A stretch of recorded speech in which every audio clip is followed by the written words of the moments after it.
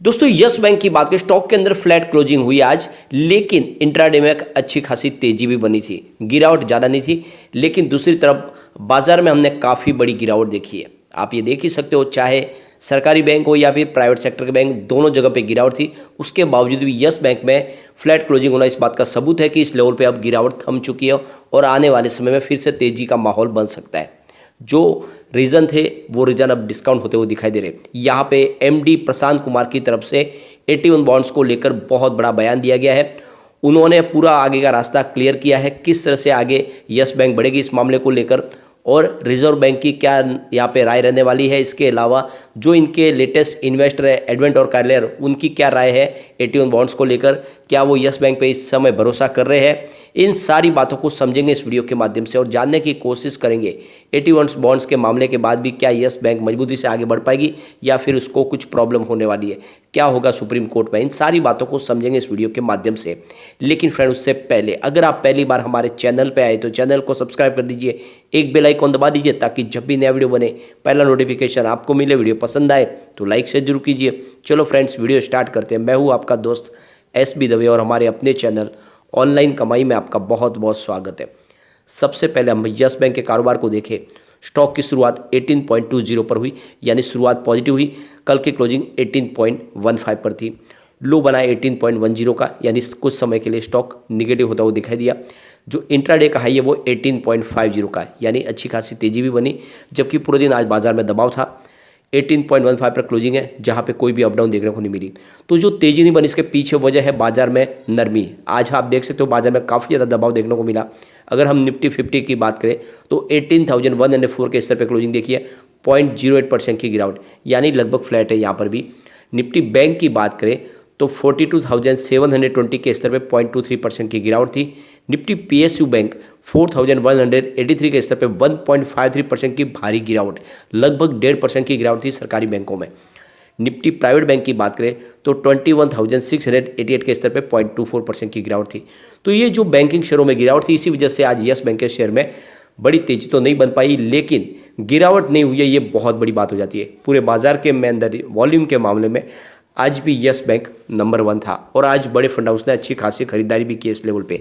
अगर हम इसके वॉल्यूम को देखें तो पिछले एक महीने पहले इसका 29 करोड़ का वॉल्यूम था, 6 करोड़ की डिलीवरी उठाई गई थी।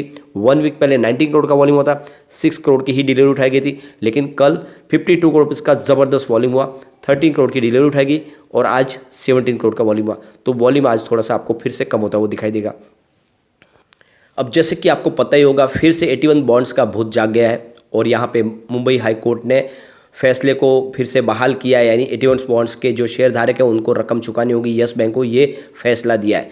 अब इसको लेकर एमडी प्रशांत कुमार ने बड़ा बयान दिया है।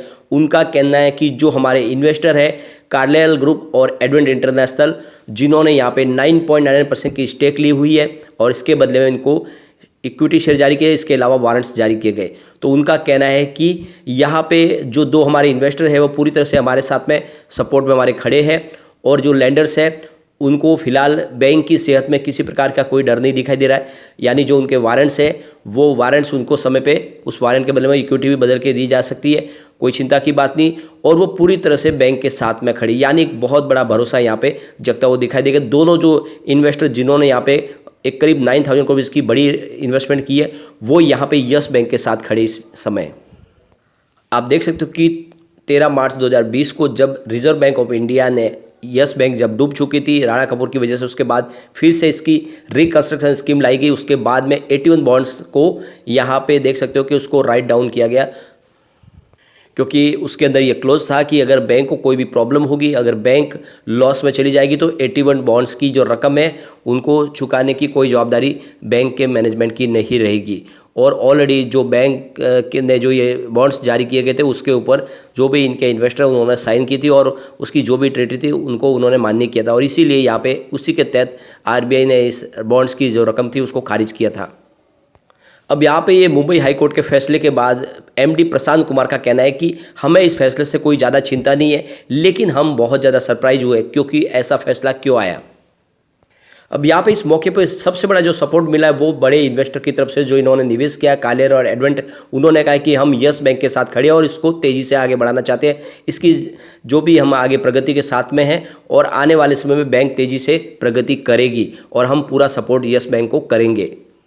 प्रशांत कुमार का कहना है कि फैसले के खिलाफ हम जल्द से जल्द सुप्रीम कोर्ट में अपील करने जा रहे हैं। अब यहाँ पे आईसीआईसीआई सिक्योरिटीज ब्रोकरेज फर्म का कहना है कि अगर ये जो फैसला है 81 बॉन्ड्स होल्डर्स के फेवर में आ जाता है सुप्रीम कोर्ट में भी, तो इसका नतीजा ये होगा कि जो CET1 रेशियो है वो यहाँ पे डाउन होता हुआ दिखाई देगा और 81 बॉन्ड्स कैपिटल रेशियो बढ़ता हुआ दिखाई देगा। यहाँ पे इससे कुछ ज़्यादा इसमें इफेक्ट आता हुआ दिखाई नहीं देगा यस बैंक की सेहत में। अब यहाँ पे जैसे कि यस बैंक सुप्रीम कोर्ट में अपील करने जा रही है, तो यहाँ पे जो खबर निकल के आ रही है कि आरबीआई भी उसको ज्वाइन कर सकते हैं, यानी आरबीआई भी वहाँ पे एक पक्षकार बनेंगे और ये पूरा का पूरा जो मामला है वहाँ पे सुप्रीम कोर्ट में रखा जाएगा। जिस तरह से आरबीआई ने ये रिकंस्ट्रक्शन स्कीम लाई, जिसके किस नियम के तहत लाई और इसमें किसी भी प्रकार के कोई नियम की अनदेखी नहीं की गई, वो सारी बातें वहाँ रखी जाएगी। यानी कुल मिला के आरबीआई पूरी तरह से फेवर में है यस बैंक के।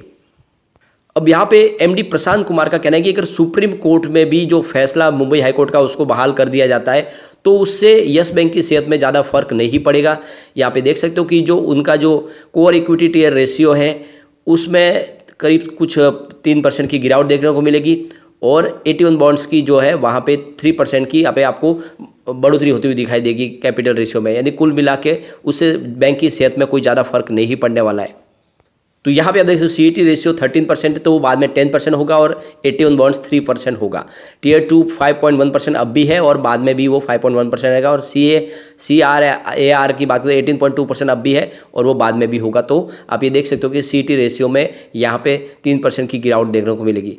अब यहाँ पे प्रशांत कुमार ने और बड़ा बयान दिया है। प्रशांत कुमार का कहना है कि 81 बॉन्ड्स धारक को अगर सुप्रीम कोर्ट की तरफ से ये फैसला आ जाता है कि उनको रकम चुकानी होगी, तब भी हम उनको इंटरेस्ट नहीं चुकाएंगे। यानी जो उनकी मूल रकम है उसको छोड़ के दूसरा एक पैसा उनको मिलने वाला नहीं है, क्योंकि इसके अंदर ये ऑलरेडी पहले से ये नियम बनाए गए हैं कि अगर बैंक को लॉस होता है तो उनको 1 रुपया भी इंटरेस्ट नहीं मिलेगा। तो यहाँ पे आप देख सकते हो कि ये जो बॉन्ड्स जारी किए गए थे, जिसमें आप ये देख सकते हो 2016 में 3000 करोड़ के 9.5% की रेट से बॉन्ड्स जारी किए गए थे और आप ये देख सकते हो 2017 में करीब 5415 करोड़ के 9% की कूपन की रेट से यहाँ पे 81 बॉन्ड्स जारी किए गए थे। तो इनके ऊपर जो इंटरेस्ट है वो इंटरेस्ट उनके बॉन्ड्स होल्डर है उनको बिल्कुल नहीं मिलने वाला, ये क्लियर किया गया है। जो उनकी मूल रकम है वही मिल पाएगी और वो भी तब जब सुप्रीम कोर्ट से उनके फेवर में फैसला आएगा। लेकिन वैसा संभव भी नहीं है, क्योंकि यहाँ पे ऑलरेडी उस बॉन्ड्स के अंदर सारा लिखा गया है कि अगर बैंक को कोई प्रॉब्लम होगी तो सारी रकम यहाँ पे आपकी जाते हुई दिखाई दे सकती है।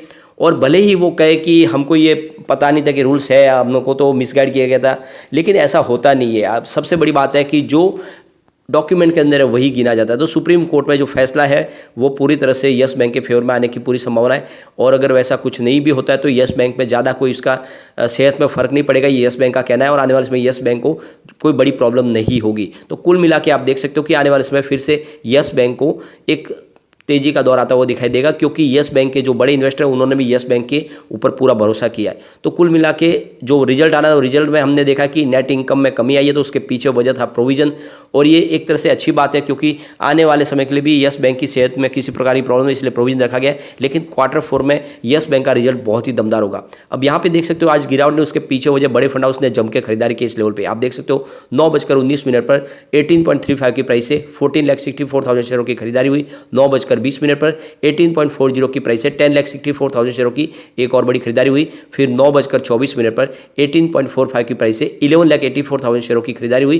तो 9:27 पर 18.50 की प्राइस से 14,80,000 शेयरों की एक और बड़ी खरीदारी हुई। फिर 9:27 पर 18.45 की प्राइस से 23,24,000 शेयरों की एक बड़ी खरीदारी हुई। फिर 9:31 पर 18.40 की प्राइस से 17,22,000 शेयरों की एक और बड़े फंड हाउस ने खरीदारी की। फिर 9:54 पर 18.20 की प्राइस से 25,54,000 शेयरों की एक और खरीदारी हुई। फिर 10:40 पर 18.30 की प्राइस से 14,13,000 शेयरों की एक और बड़ी खरीदारी हुई। उसके बाद 2:19 पर 18.25 की प्राइस से 41,51,000 शेयरों की एक भारी खरीदारी हुई। और उसके बाद अगर आप देखें तो 3:09 पर बाजार क्लोज होते थे 18.15 की प्राइस से 15,88,000 शेयरों की एक बिकवाली हुई है। तो ये तो आप समझ ही सकते हो कि पूरे दिन आज बड़े फंड हाउस ने जम के खरीदारी के इस गिरावट का फायदा उठाया और यहाँ पे सिर्फ जनरल पब्लिक ने ही अपने शेयर बेचे और बड़े फंड हाउस ने जम के खरीदारी की है। एक ही यहाँ पे आपको प्रॉफिट बुकिंग दिखाई देगी और वो भी बाजार क्लोज होते बाकी पूरे दिन जिस हिसाब से खरीदारी हुई है वो इशारा है कि आने वाले समय फिर से तेजी का दौर शुरू होगा। और गिरते बाजार में भी आज येस बैंक ने फ्लैट क्लोजिंग देखिए साबित किया कि अब यहाँ पे ज़्यादा गिरावट की संभावना नहीं है। लेकिन फ्रेंड, कोई भी इन्वेस्टमेंट करने से पहले अपने फाइनेंशियल एडवाइजर्स के बारे में ले ले या अपना खुद का रिसर्च करें, क्योंकि मैंने वीडियो आपके एजुकेशनल पर्पज के लिए ही बनाया। वीडियो पसंद आए तो लाइक शेयर जरूर कीजिए और चैनल को सब्सक्राइब कर दीजिए। Thank you friend.